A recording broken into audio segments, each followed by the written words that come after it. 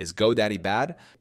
GoDaddy is not inherently bad, but its reputation can be mixed depending on user experience, service needs, and expectations. Here's an objective look at the common criticisms and positive aspects of GoDaddy. 1. Common criticisms of GoDaddy. High renewal rates. Initial pricing can be attractive, but renewal costs for domains, hosting, and SSL certificates are significantly higher. Upselling practices.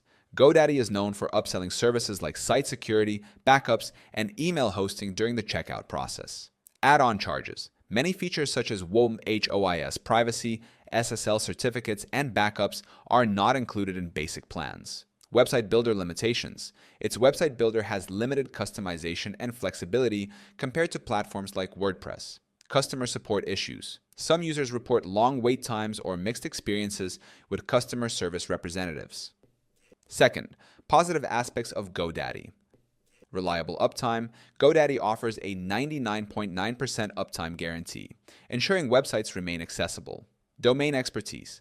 As one of the largest domain registrars, GoDaddy provides a vast selection of domain extensions. Easy to use. Interface. The control panel and website management tools are beginner-friendly.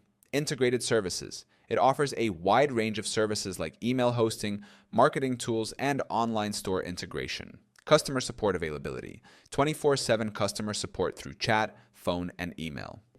3. When GoDaddy may be considered bad.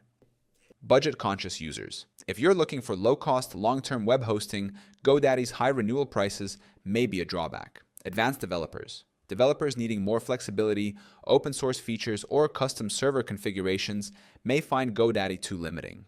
Privacy-conscious users. Hey ye see. Its privacy protection isn't included by default and comes at an extra cost. Conclusion: GoDaddy isn't inherently bad. It offers reliable services with user-friendly tools. However, its pricing structure, upselling practices, and service limitations can be frustrating for some users. It's ideal for beginners, small businesses, and domain investors, but may not be the best choice for advanced developers or those seeking low-cost long-term plans.